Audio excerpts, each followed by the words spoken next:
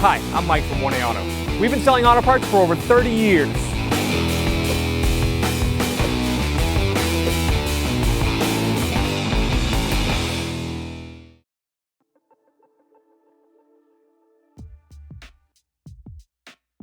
To get to the cabin air filter, lower the glove box. Probably want to empty it. You push the two sides together. And you're going to pull it off of the stops. So these two plastic stops on either side have little rubber dampers. And that's as far down as it will go. So there's a cover back here. And I'm just going to pop it off.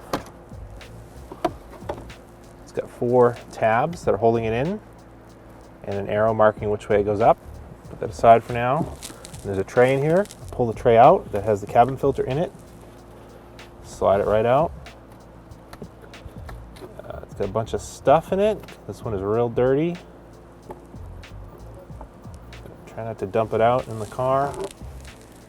And yep, that's a gross one. Just gonna try to grab this stuff, keep it from getting into the blower motor.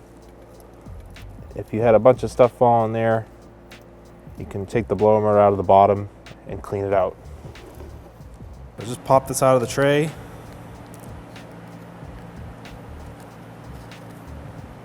Throw that away.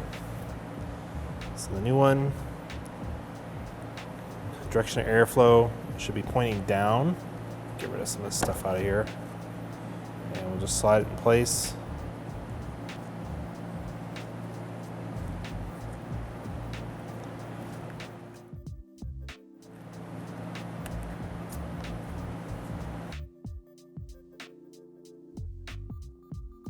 Push the tray back into the air box.